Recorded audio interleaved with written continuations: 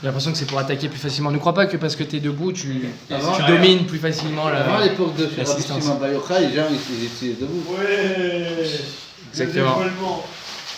Ok Rabotaï, on va commencer tout de suite. Bon, Hachem, on commence À l'heure. plus à l'heure que d'habitude. C'est un vrai saut. Et kol hakavod à tous d'être venus malgré la pluie, malgré tout. Alors, aujourd'hui, on va parler de deux sujets qui sont liés, on va voir ça. On va parler en premier lieu du Nisayon. On va essayer d'expliquer un peu le fonctionnement du Nisayon. Et en deuxième partie, ce que vous avez vu sur le sujet, sur le thème, sur le statut, c'est le perfectionnisme.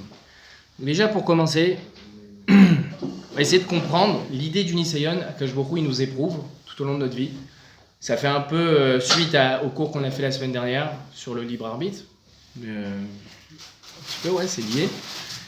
Déjà, comprendre qu'est-ce que Akadosh Baruch Hu attend de nous lorsqu'il nous éprouve. Déjà, le mot Nisayon, il est composé de quel mot? Nes.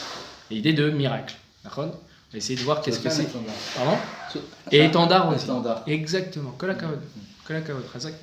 C'est l'étendard aussi. Et donc, on va essayer de comprendre quel est le lien entre le Nisayon, le Nes, l'épreuve et le miracle. Et déjà comprendre pourquoi Akadosh Baruch Hu, il attend de nous des épreuves, il nous éprouve dans notre quotidien constamment, sachant que Hachem, c'est déjà le résultat de l'épreuve. C'est parce que c'est la question. Pour ceux qui étaient la semaine dernière. Mais malgré tout, je pose la question, c'est Hachem. Pour Hachem, pour la réponse qu'on a donnée la semaine dernière, eh bien, c'est réglé. Mais maintenant, nous comprendre, qu'est-ce que Akadosh Baruch Hu attend de nous lorsque, malgré tout, il sait déjà ce qu'on va... C'est-à-dire nous comprendre, qu'est-ce qu'il veut de nous. Si je sais qu'Hachem, il sait déjà ce qu'il va... Et quelle issue va être... C'est quoi l'issue du résultat, de notre épreuve, alors qu'est-ce qu'il a gagné à nous mettre à l'épreuve? Qu'est-ce que nous, on a à comprendre de ça? Nous, la semaine dernière, on a déjà dit que cette réponse-là n'avait pas de sens. Cette question-là n'avait pas de sens, puisque c'était une réponse qui était au-delà de notre intellect, de comprendre comment Hachem, il sait avant, après, ça ne nous concerne pas. D'accord? Maintenant, il se trouve qu'il nous éprouve. D'accord? Alors, qu'est-ce qu'il gagne à nous éprouver? Qu'est-ce que nous, on gagne dans l'épreuve? Qu'est-ce qu'on doit comprendre de tout ça? D'accord? Parce que c'est quoi le sens d'une épreuve, en fait? Nous faire grandir. Si tu veux, il y a une place derrière la porte. On va pas te piquer tes affaires. Non, mais c'est pour CG. Ah, d'accord. Parce qu'après, je peux pas te regarder. J'ai du mal à regarder à droite à gauche. Alors après, C'est pour ça me nous fait plaisir de te voir. C'est pour nous éprouver. Pour nous faire grandir. Ah, c'est pour faire quoi dire. On va voir exactement c'est quoi l'idée de tout ça. Parce que Akadosh Baruch Hu, lorsqu'une épreuve, c'est quoi? Comment vous définirez une épreuve? Quelque chose de dur. Quelque chose de dur. Alors quelque chose de dur, j'en suis capable ou j'en suis pas capable de le faire? Si Dieu nous envoie, c'est qu'on est capable. Ah, si on est capable, c'est pas une épreuve. Et si on n'est pas capable, c'est pas non plus une épreuve. Pourquoi si on est capable, c'est pas une épreuve? Parce qu'en vérité, on avait les forces de le faire. Hachem, il nous a déjà donné les forces. les forces, Moi, je c'est ne crée dur. pas de nouvelles forces. Bien sûr, c'est difficile, mais si tout compte fait, je peux le faire. C'est juste que j'étais un peu feignant. Mais voilà, je peux le faire maintenant. Comme un examen. En vrai, je suis obligé, je le fais. Comme un examen. Quelqu'un qui, je sais pas moi, il y a un train, il va réussir à sauter au-dessus des rames du train comme ça parce qu'il y a un gars qui le course. Il va réussir à sauter. En réalité, il était capable. C'est juste qu'il avait jamais été mis en situation d'un stress pareil. Donc, il a réussi à le faire. En vérité, il peut le faire. Akadosh Baruch Hu, il cherche quoi dans cette histoire? Nous, qu'est-ce qu'on gagne à ça? Je ne cherche rien, c'est pour nous. Oui, mais si maintenant je suis capable de le faire, on te fait passer le bac, c'est une épreuve. Mais si je suis capable de le faire, si je sais déjà que si c'est dans mes capacités de le faire, alors, effectivement, c'est dur, mais tout compte fait, je suis capable. Comment on ne savait pas, Dieu veut qu'on se... Et puis en plus, si tu. Pardon. Nous, on ne savait pas. Hachem, il veut qu'on sache nos forces. Jérémy, je t'ai dit, si t'es là pour spoiler, tu sors. Déjà, la semaine dernière, il nous a spoilé. Ouais, ça reste. Et il est bon, hein? Razak, on va parler de ça, Razak. En tout cas, si on est d'accord que si on est le problème, c'est que si on en est capable, alors l'idée du miracle, déjà, elle a plus trop lieu d'être, puisqu'on en est capable. Donc il n'y a pas de miracle au résultat. Si on en est incapable, on en est incapable. C'est pas une épreuve. Hachem, il ne peut pas nous éprouver sur des choses sur lesquelles on n'est pas capable de réussir. Donc, bon, il faut essayer de comprendre un peu cette idée-là. Voilà, vous voyez un peu les questions. Alors, en général, la réponse qu'on donne en premier lieu, c'est justement ce qu'il a dit Jérémy. C'est qu'en fait, Hachem, lui, il est au courant du résultat. Il sait qu'on en est capable. Et comme il a très bien dit, nous, on n'est parfois pas conscient de nos capacités au quotidien. Et donc, le truc, c'est qu'on va se satisfaire de ce qu'on fait déjà. Et puis on n'est jamais mis dans une situation extrême. Et à cause de ça, eh bien, on passe à côté de certaines choses qu'on aurait pu faire, qu'on aurait pu réussir et qu'on ne fait pas parce qu'on n'est même pas conscient qu'on peut le faire. Et il faut nous mettre du coup dans une situation extrême. D'accord ? Il faut nous piquer l'adrénaline. Et puis d'un coup, on est capable de faire des choses incroyables. Un potentiel qu'on peut exploiter. Exactement, c'est l'idée du potentiel de Rav Ben Shetrit, que je sais qu'il traite beaucoup de ce sujet. Oui, Il écrit tout un CFR dessus. Donc c'est l'idée de mettre en concret, d'accord, réaliser notre potentiel. On passe bien souvent à côté de nos capacités. On peut faire plein de choses dans la vie. On n'est juste pas conscient qu'on peut le faire parce qu'on n'a pas osé le faire. Il y a bien plein de gens qui ont fait des choses incroyables parce qu'ils n'ont pas eu peur de se jeter à l'eau. Ils se sont dit, il n'y a rien qui m'arrêtera. Et puis, Béhémet, ils ont réussi à faire des choses incroyables dans leur vie parce qu'ils ont réalisé leur potentiel. D'accord ? On a un potentiel, tout le monde en a un énorme potentiel. D'ailleurs, il y a un truc intéressant qu'Akadosh Baruch Hu a mis dans la nature, c'est que, je ne sais pas si vous vous rappelez, quand vous étiez plus jeune, dans l'adolescence, eh bien, ou même encore peut-être plus jeune, on pensait qu'on pouvait tout faire. C'est-à-dire, si on nous demandait qu'est-ce que tu veux faire plus tard dans la vie, on va dire policier ou pompier, je sais pas quoi, mais en vérité, on se disait, mais si j'ai envie de faire aviateur, je peux le faire. Si j'ai envie de faire parachutiste, je peux le faire. C'est-à-dire, on ne sentait pas de limite. Moi, je me rappelle, quand j'étais petit, je me disais, si BMX, j'ai envie de faire ça, je peux le faire. Je suis capable de tout faire. Qu'est-ce qui me limite ? Et puis, au fur et à mesure du temps, on se rend compte que, bon, j'ai peut-être pas forcément ce qu'il faut pour faire ça. Je peux peut-être pas faire chirurgien parce qu'en vérité, je me rends compte que je suis un peu dégoûté du sang. Quand j'étais petit, je me disais, non, mais ça, c'est rien, ça va passer, ta. Et puis, en fait, on se rend compte qu'on a des trucs. On a des prérequis déjà qui vont diriger au fur et à mesure notre vie. Et ça, c'est très important, arriver à un certain âge, quand on arrive à l'âge adulte, à la fin de l'adolescence, de savoir poser ses valises et de décider, je vais faire ça. C'est Chas Shalom, pas de se limiter dans quelque chose, mais à un moment donné, il faut se lancer dans un programme. D'accord ? Quand on est petit, on est dans une recherche. Quand on est plus jeune, je veux dire, on est dans une recherche qui est très importante. C'est ça qui va nous permettre de découvrir en vérité qui on est. Et puis une fois qu'on a découvert ça, alors on se lance. Vous connaissez ce machal d'un monsieur, c'était un agriculteur. À l'époque, vous savez, les agriculteurs, ils gardaient 10%, les bergers, les villageois plutôt, à l'époque de la royauté, de la monarchie. Il y avait les vassaux, il y avait les ducs, il y avait des petits rois, des petits comtés plutôt de chaque région, d'accord ? Le comte de Bordeaux, de Bourgogne, etc. Et puis le petit villageois simple, d'accord, du loup-garou, lui, eh bien, il gardait 10% de sa production. C'est-à-dire que toute l'année, il se tuait au travail. Le roi, il était posé tranquille dans son royaume, dans son château. Et puis à la fin de l'année, il donnait 90%. D'accord ? Aujourd'hui, on se plaint, les riches, ils donnent 70%, ce qui est énorme de leur fortune. À l'époque, ils donnaient 90%, ils restaient avec 10%, alors que c'est eux qui avaient le plus d'enfants, plus de besoins, plus de tout ce que vous voulez. Et malgré tout, il restait qu'avec ça. Donc un jour, ce villageois-là, il est allé se plaindre au roi. Il a dit, c'est plus possible maintenant, j'en ai marre. Je bosse toute l'année, je me tue au travail, et c'est lui qui ramasse tout. Moi, je veux finir avec 10% de ma récolte. Ça se fait pas. Il est allé le voir, et il a dit, je veux rencontrer le roi. On l'a bloqué, il a insisté. Le roi, il a dit, s'il y a un de mes sujets qui veut me parler, ma porte est grande ouverte. Et alors, il a dit, voilà, roi, c'est pas possible de continuer comme ça. Moi, je suis pas d'accord de travailler dans des conditions pareilles. Alors, il a dit, t'as raison, c'est injuste, t'as raison. Je ne m'étais pas rendu compte, moi ça a toujours été comme ça, donc pourquoi changer quand ça a toujours été comme ça ? Ah, il a dit on va changer. Il a dit tu sais quoi ? Je vais te donner 4 pieux, et avec ces 4 pieux, tu vas délimiter ton nouveau terrain qui t'appartiendra à toi à 100%. D'accord ? Tu planteras tes 4 pieux, tout ce qui est à l'intérieur de ces 4 pieux, ça t'appartient. D'accord ? Autant que tu veux. Très bien. Donc le gars, magnifique. Donc il plante son premier pieu pour démarrer la délimitation. Et puis là, avec le reste des pieux, il commence à courir. Il se dit, voilà, tout ce que je cours là, ça va m'appartenir. Il court. Puis à un moment donné, il est essoufflé, il dit, bon là c'est bien. Après il dit, attends, je suis bête, je peux avoir plus. Donc il se remet à courir pour grandir la surface de son futur patrimoine. Il ne s'arrête pas comme ça, encore une fois. Bon, là c'est énorme, c'est déjà magnifique. Et puis là, c'est dommage. Il peut avoir plus, le gars. Pourquoi s'arrêter là ? Et il continue. Et en fait, ce gars-là, il court encore aujourd'hui, il ne s'est pas arrêté, il n'a jamais posé ses pieux, il n'a jamais planté ses pieux. Donc c'est l'idée d'arriver à l'âge adulte, et à un moment donné, on se dit, je peux faire ça, non mais c'est dommage de se limiter, je vais faire des études de ci, mais si je fais informaticien, je ne pourrais pas faire ça, et j'aime bien ça aussi. Ouais, mais si je fais pas ça, et truc, et ça s'arrête pas, et en fait, le gars, il fera plus rien.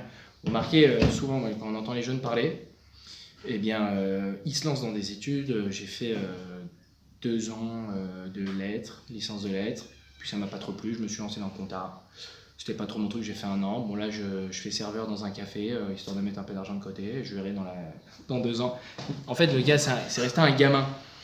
Et d'ailleurs, entre parenthèses, mon frère il m'avait raconté quand il était prof à Haute-Zaratora, il y avait un prof d'anglais très sympathique, il s'appelait Monsieur Hachette, je crois, et il avait la trentaine, mon frère il avait 23 ans, d'accord, il allait bientôt se marier, etc. Et lui, vraiment, c'est le style de gars, on a envie de lui ressembler, genre il a une super prose, il sait hyper bien parler, il a la classe, tu sens que le gars, il arrive à faire ce qu'il veut dans la vie, quoi, on va dire. Au café, c'est le mec, on se retourne sur son passage, tu vois. Et donc, une super assurance. Et puis, il a dit à mon frère un jour, il a dit, en fait, la différence entre vous et nous, donc c'était un goy, entre les juifs et vous, c'est que vous avez 10 ans d'avance sur nous. Parce que nous, c'est vers l'âge de 30 ans qu'on commence à se rendre compte qu'il faut peut-être faire quelque chose de notre vie, qu'il faut se marier, faire des enfants, se poser, etc. Et encore, après, ils veulent pas se marier, des fois. Tout à fait, tout à fait. Aujourd'hui, la moyenne d'âge, c'est 30 ans à peu près pour les enfants, en tout cas.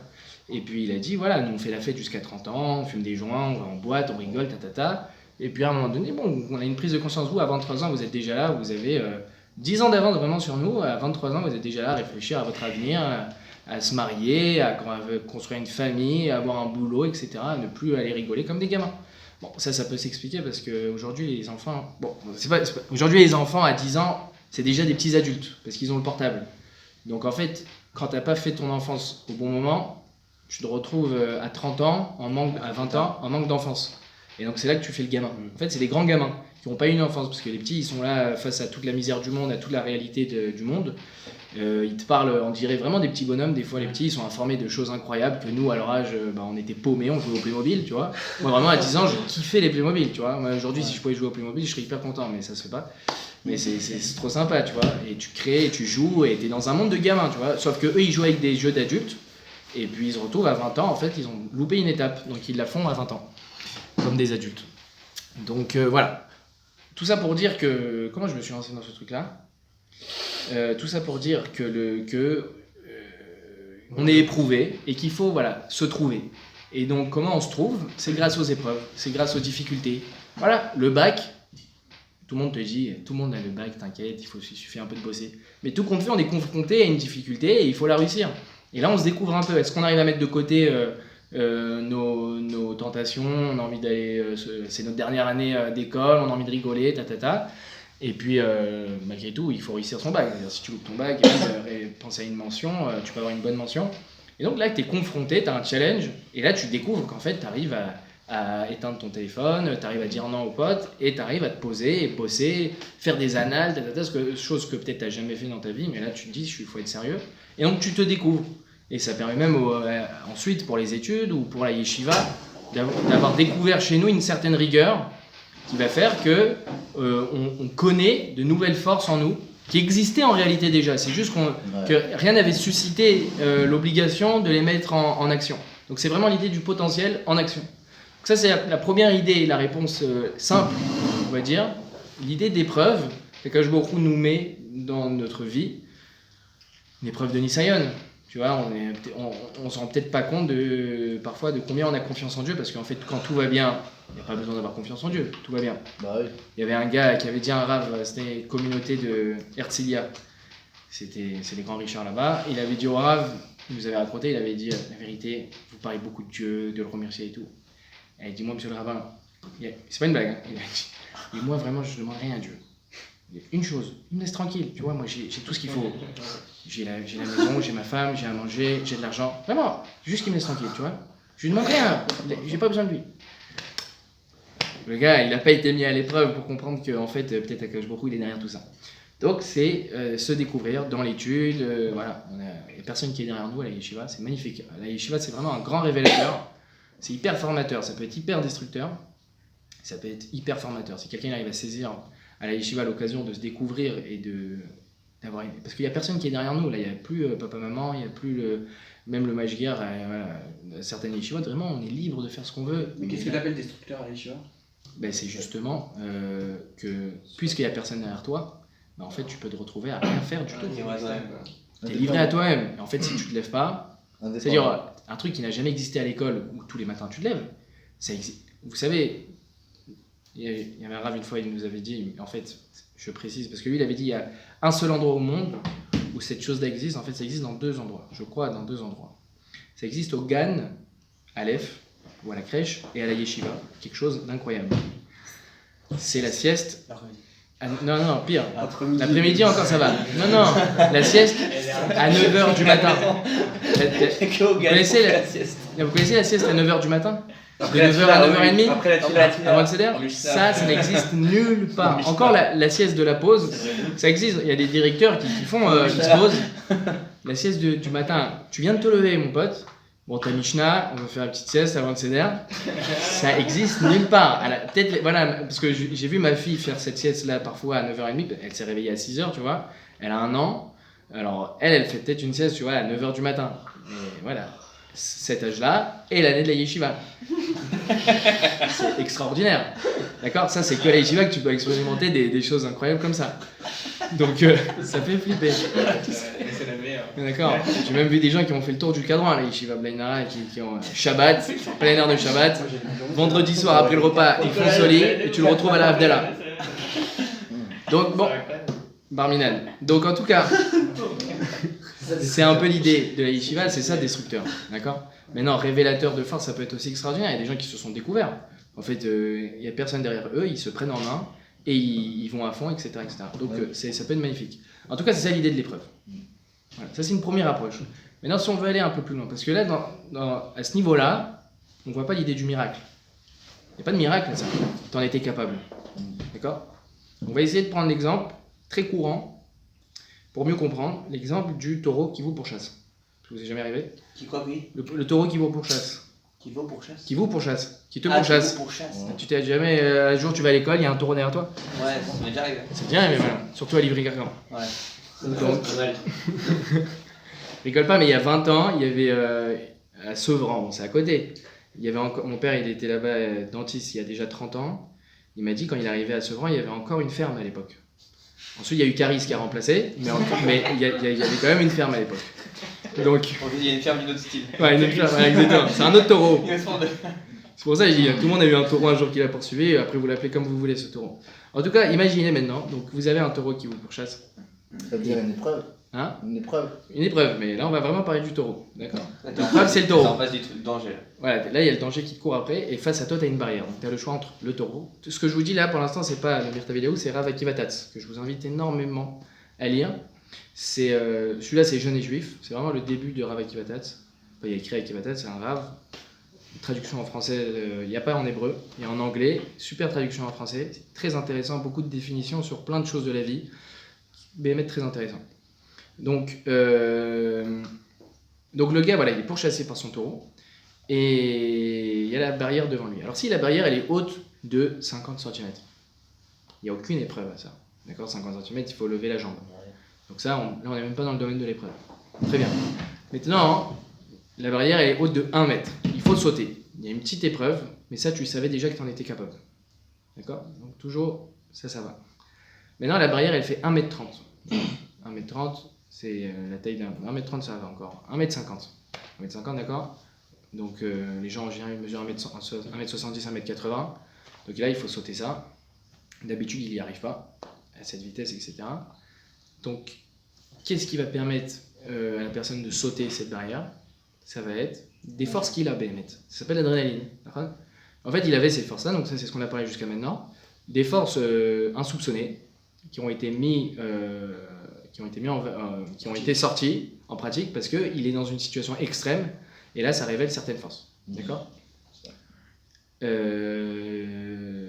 Donc là, le gars il saute, pareil, il n'y a toujours pas de NES. Il en était capable. Ah oui. C'est juste qu'il ne le savait pas. Ça c'est un grand cadeau d'Akadosh Baruch Hu. Il y a un NES, il y a un Nisayon. Et on arrive à réussir quelque chose, on s'est dit, ouais, j'aurais jamais pu faire une chose pareille. Akadosh Baruch Hu, il t'a montré si tu peux le faire. C'est l'épreuve avec Yosef, la femme de Potiphar. Alors ça, tu veux dire c'est un Nisayon dont il était capable ou qui n'était pas capable? C'est une bonne question. C'est une bonne question. Moi j'aurais dit qu'on n'est pas capable de ça. C'est pas un Nisayon normal. En tout cas, maintenant il y a l'étape Voilà, suivante. Là, la barrière, elle fait pas 1,50 m, elle fait 3 mètres. D'accord. Donc là ça n'a plus de sens, plus aucun sens. D'accord. Le taureau, il peut être autant en fureur qu'il le veut. 3 mètres, la vérité, on ne saute pas 3 mètres. D'accord. Il n'y a pas de quoi grimper. Si vous voulez imaginer même, pour faire plus réel, un gouffre. Un gouffre large de 10 mètres. D'accord. Impossible. Techniquement impossible. D'accord. Là, ça devient intéressant. D'accord. Jusque-là, on en était capable. Et bien, à ce moment-là, qu'est-ce qui se passe? Akadosh Baruch Hu, il te dit saute. Sinon, tu te fais tuer, quoi. Il te dit saute. Je peux pas le faire. Pourtant, il te dit saute. Si on prend Avraham Avinu, première bracha de la Hamida, Baruch Ata Hashem, Magen Avraham. D'accord? Eh bien, pourquoi on dit Magen Avraham? Pourquoi on dit pas Magen Yitzhak ou Magen Avraham, Yitzhak et Yaakov? C'est la bracha des Avot. Eloké Avraham, Eloké Yitzhak, Eloké Yaakov. Pardon? Au Kazdim. Orkazim, Kol HaKavod. Le Rav Yerucham, il dit quelque chose de magnifique sur ce passage-là. Il dit que Abraham, il y a eu quelque chose de particulier chez lui qu'il n'y a pas eu dans les autres Avot. D'accord? C'est pour ça. Magen Avraham, c'est en fait, on demande une protection particulière d'Akadosh Baruch Hu à ce moment-là, et cette protection particulière, ce Magen-là, c'est la même protection qu'il y a eu avec Abraham. C'est quoi ça? Quelle protection il a mérité de si particulière, Abraham? Abraham, il a été donc mis, oui, dans une situation extrême, qui a été le Nisayon de Ur-Kasdim. Nimrod, il lui a dit tu te prosternes ou je t'envoie dans le feu. Qu'est-ce qu'il a fait, Abraham? Il a sauté dans le feu. Qu'est-ce qu'il y a de fou dans ça? Bon, c'est incroyable de sauter dans le feu, j'entends bien, mais je veux dire, il y a eu plein de nisyonotes dans le courant de l'histoire. Pourquoi celui-là, il sort plus de l'ordinaire, plus que les autres, quoi? En fait, Avraham Avinu, c'est un pionnier. C'est le tout premier à avoir réalisé des choses qui n'existaient pas avant. Et une de ces choses-là, c'est justement le Nisayon de Ur-Kasdim. À cette époque-là, il faut se rappeler qu'il n'y avait pas encore la Torah. Ouais, donc la Torah, effectivement, Avodah Zara, c'est une avéra de Yarek Vel Yavor. Il faut se tuer plutôt que de l'enfreindre. Il y a les 3 fautes, Shfichut Damim, Gilou Yarayot et Avodah Zara. D'accord? Gilou Yarayot, il faut se tuer plutôt que de l'enfreindre. Shfichut Damim, si on te demande de tuer quelqu'un, ben tu te fais tuer toi. Et pareil, Avodah Zara. Si on te demande de faire Avodah Zara, il faut se laisser tuer. D'accord? Maintenant, Avraham Avinu, il n'avait pas cette obligation-là, en vérité. Même si on dit qu'ils appliquaient déjà la Torah, bon, déjà, il était encore jeune hein, dans sa découverte d'Akadosh Baruch Hu en tant que juif. Il était encore au début, on va dire. Mais c'est à l'âge de 40 ans où il a vraiment découvert à 100% Akadosh Baruch Hu. Ça a démarré depuis l'âge de ses 3 ans. Au fur et à mesure, il a développé ça jusqu'à 40 ans, arrivé à une émouna parfaite et une compréhension très claire. Donc il était encore à cette époque-là. Et donc, on lui dit, tu sautes dans le feu si tu fais pas Avodah Zara. D'où Avraham Avinu, même, il comprend qu'il faut faire une chose pareille.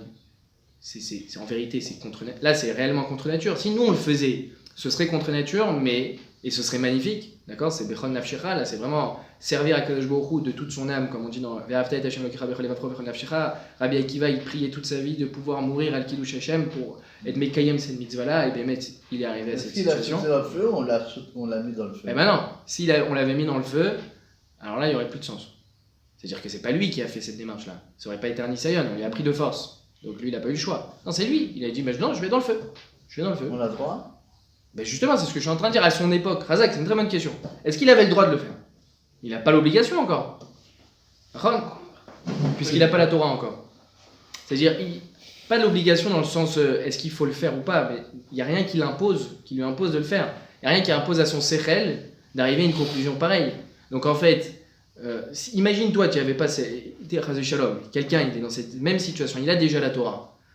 S'il se tue, au Hachem, la Torah lui a dit, il a réussi à être Mekayem cette mitzvah-là, parce que la Torah a dit qu'il valait se tuer plutôt que de faire ça. Avraham Avinu, il n'y a rien qui lui dicte une chose pareille.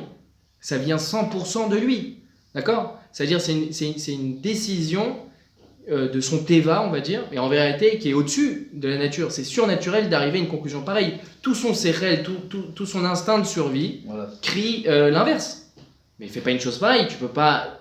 Comment tu peux pas te tuer? D'accord? Et imagine, tu te tues. Qui c'est qui va continuer ta propagation de la émouna, de la croyance en Dieu, etc.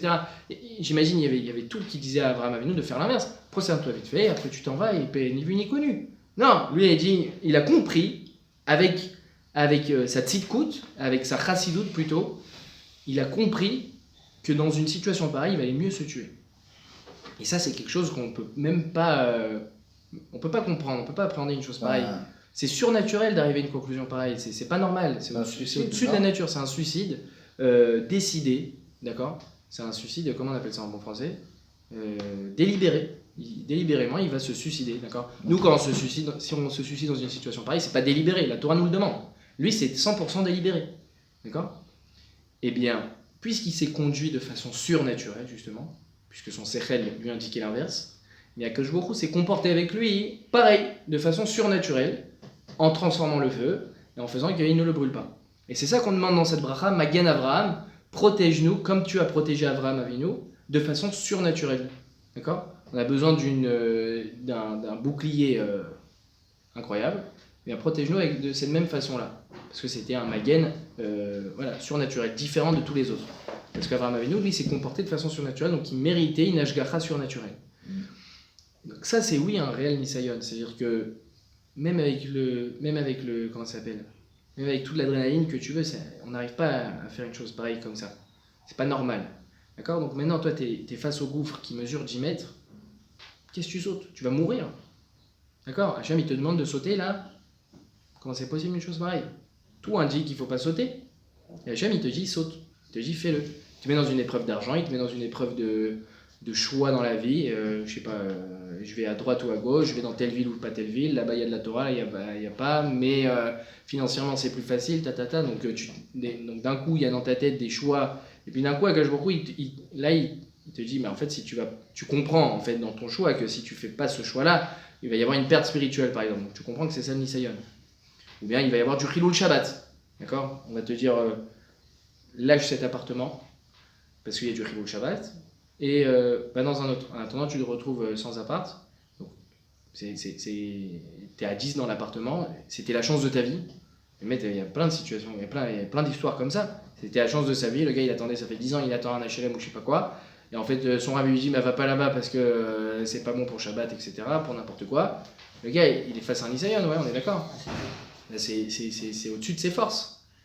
Et à quel moment il dit, vas-y, saute quand même. Mais je peux pas vivre comme ça, il y a un problème de Shabbat, il y a un problème de tout. D'un coup, là, t'as tous les routines qui te viennent. Et là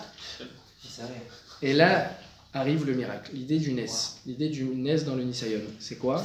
C'est qu'Akadosh Baruch Hu, en vérité, ça fait qu'Amalek. C'est l'horreur. Akadosh Baruch Hu, il te dit saute. À ce moment-là, tu sautes. Toi, tu crois que tu as sauté 10 mètres. Toi, tu as juste fait un petit bond. Akadosh Baruch Hu, il a fait le reste. Au moment du Nisayon, c'est ça le miracle qui s'opère.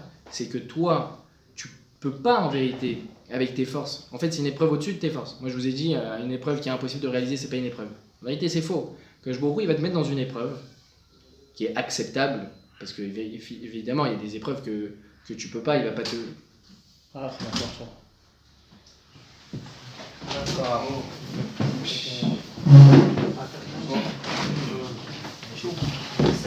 Après, ça s'appelle les Super. Donc c'est ça l'idée du Nes dans le Nisayon, c'est que c'est pas quelque chose que tu étais capable de faire en vérité, même avec toute l'adrénaline que tu veux, même avec toute la pression que tu veux, tu peux pas le réaliser 10 mètres. D'accord? Un ravin, on a compris qu'à 10 mètres, on peut pas le faire.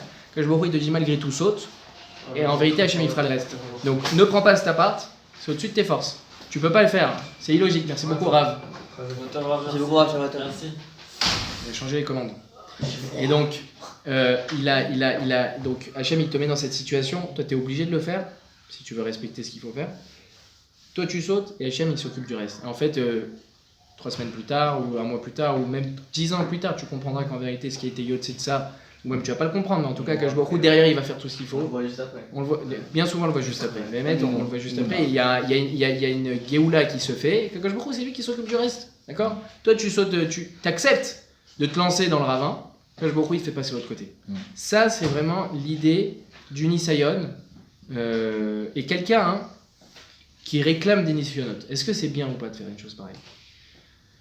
J'avais des amis à l'époque, quand ils commençaient à faire tchouva, ils voulaient monter plus vite, alors ils demandaient dans leur tfilote des nisyonotes. Ah, vraiment, c'est pas bon. Il faut pas faire ça. On a On vu avait avec Kaplan, on peut pas. on avait avec Rav Kaplan, on avait avec David Ameller déjà. Ouais, c'est pas bien normalement. David Ameller, il a demandé un Nisayon avec Bathsheba. Chacun sa D'accord. référence. Mais Dieu, pourquoi on pourra pas? Parce que Dieu connaît nos forces. Hachem, c'est lui, il va t'envoyer. Tu veux faire le, entre guillemets, tu veux faire le malin, tu veux qu'on t'éprouve. Et ben d'accord, tu te crois capable, on va t'éprouver. Mm. Et que il va t'envoyer des choses. C'est-à-dire, Hachem, il t'envoie ce qu'il te faut au fur et à mesure pour te faire grandir. Si toi maintenant tu réclames, tu penses être capable de moi plus, en réalité, non, t'es pas capable de plus. Hachem, il sait quel Nisayon tu peux supporter, même si c'est au-dessus de tes forces, mais c'est-à-dire que tu peux accepter de sauter, on va dire. Il y a d'autres que non. Rabbi Akiva aussi, je crois qu'il avait demandé un Nisayon, si je ne me trompe pas, et avec une femme, etc. Et si Hachem n'avait pas sauvé juste avant, il serait tombé. C'est-à-dire que Akash lui a dit, regarde, moi je t'envoie des missionnotes qui sont à ton niveau, et si tu réclames des choses plus haut que ton niveau, tu peux pas. Mais tu peux pas. David Ameller, il a réclamé, il a dit pourquoi. Vous connaissez David Ameller, c'est un midrash, je crois. David Ameller, il a dit comment ça se fait qu'on dit Eloké Abraham, Eloké Israël, Eloké Yaakov, et on dit pas Eloké David. Alors Akash il a répondu, il a dit parce que eux je les ai éprouvés, et toi non. Alors, il a dit éprouve-moi. C'était pas de la gava hein, de la part de David Ameller. David Ameller qui voulait comprendre qu'est-ce que j'ai fait de mal, plutôt dans sa avoda, au contraire c'était de la nava. C'est-à-dire si on dit pas Eloké David, c'est que j'ai une faute et qui empêche que les deux noms soient associés. D'accord? Pour que ton nom soit associé à celui d'Akash Borou, il faut que tu sois à 100% en dehors de la faute. Avraham Avinu, quand on a dit Eloké Avraham, il était déjà mort. C'est pour ça qu'on pouvait dire déjà Eloké Avraham. Ensuite, c'est Yaakov qui a dit Eloké Avraham le premier, c'est parce qu'il était déjà mort. Donc, quelqu'un qui est mort, il est Moufka Minachet, on sait qu'il n'a pas fauté, et donc on peut dire Eloké Avraham. Parce que quelqu'un, tant qu'il est vivant, il est sujet à fauter, même s'il n'a pas encore fauté. On voit avec Yochanan Kohen Gadol que jusqu'à l'âge de ses 80 ans, il était tzaddik au top, et à 80 ans, il est devenu tzedouki. Donc tu peux pas avoir confiance en toi. J'oublie c'est quoi exactement la phrase, mais n'aie pas confiance en toi jusqu'au moment de ta mort. Tu peux pas. Et donc, sur quelqu'un de vivant, on peut pas dire ça. Eloké Yitzhak, c'était de son vivant qu'on l'a dit. Comment ça se fait? Parce qu'il était aveugle à ce moment-là, et on sait que quelqu'un qui est aveugle, il est considéré comme mort. Donc on pouvait le dire aussi. Ensuite, Eloké Yaakov, ça c'est le grand chidouche, c'est que Yaakov, c'était l'exception qui confirme la règle, qu'il était Moufka Minachet. Et donc on pouvait dire, même de son vivant, Eloké Yaakov. D'ailleurs, entre parenthèses, je vous pose la question, comment on dit Elokénu? Elokénu, d'une certaine façon, on associe ça à nous. Hein? Ah, mais l'âme Israël, c'est. Comment ça marche? Eloké Avraham, Eloké Israël, Eloké. Tous les matins. Bon, L'âme Israël, il est Eloké encore. Avraham, Eloké Israël, Eloké Yaakov. C'est l'âme Israël. Mais ça veut dire quoi ça? On n'est pas des Chabad. On est des Chabad, là. Ça veut dire quoi? Am Israël. Mais c'est quoi le Am Israël? Alors, en vérité, la réponse est intéressante. C'est que effectivement, quand on dit Elokénu, c'est le Dieu donc de tout le clan Israël. Mais dans tout le clan Israël, il y a moi, il y a toi, il y a lui, etc. Et donc chacun, en vérité, on a déjà fauté, ou on est sujet à la faute parce qu'on n'est pas encore mort. Alors comment ça marche de dire une chose pareille? C'est parce qu'en fait, dans toute Neshama, même la pire de toutes, il y a toujours une lumière qui reste allumée. Cette lumière-là, si elle s'éteint, on ne peut pas faire tchouva. Donc il faut toujours avoir un kécher avec la Rouhaniout. La Neshama, elle vient d'Akadosh Baruch Hu, tu ne peux pas la brûler à 100%. On peut comprendre que la lumière ne peut pas s'éteindre à 100%. Et même le gars, il a fait toutes les pires choses. Il y a toujours une étincelle qui, un jour, s'il voudra faire tchouva, c'est cette étincelle-là qui pourra. D'accord? En vérité, quand on dit Elokénu, si tu prends tous les Neshama du clan Israël, Neshama qui ne pourra jamais s'éteindre, ça fait un homme qui s'appelle Adam Arishon, si vous voulez, ou en tout cas tout le clan Israël forme une grande personne. Eh bien, cette chose-là, elle ne pourra jamais fauter. Cette Neshama-là qui est composée de toutes les lumières, elle ne pourra jamais fauter, donc tu peux dire dans ces cas-là Elokénu. Mais sans ça, tu n'aurais pas pu dire. Compris le truc? En tout cas, donc ça c'est Elokénu. Maintenant, Eloké David. Alors, Eloké David, puisqu'on ne le dit pas, ou puisqu'on ne va pas le dire, c'est que David Ameller, il comprend que, eh bien, il a fauté. Oui, il a fait quelque chose de mal dans sa vie. Ouais, il a fait quelque chose de mal dans sa vie, donc c'est pour ça qu'on ne dit pas Eloké David. Donc c'est pour ça qu'il demande à Hachem comment ça se fait que je ne mérite pas de m'appeler, qu'on dise Eloké David. Et il a dit parce que je t'ai pas éprouvé. Alors éprouve-moi. Il a éprouvé avec Bathsheba, et ben il y a eu ce qu'il y a eu, d'accord. Selon les Mefarshim, la faute qu'il a pu faire, il y a eu une forme de faute, d'accord. Donc on ne réclame pas d'épreuve, d'accord. Akash Baruch Hu, il t'envoie les épreuves au fur et à mesure, comme il le sait, comme il le pense, ce qu'il te faut pour te faire grandir, ce qu'il te faut pour découvrir, etc. Ce que vous voulez. Et donc ça se passe comme ça. Donc ça c'est en gros l'idée du Nisayon avec l'idée du Nes, comment ça fonctionne.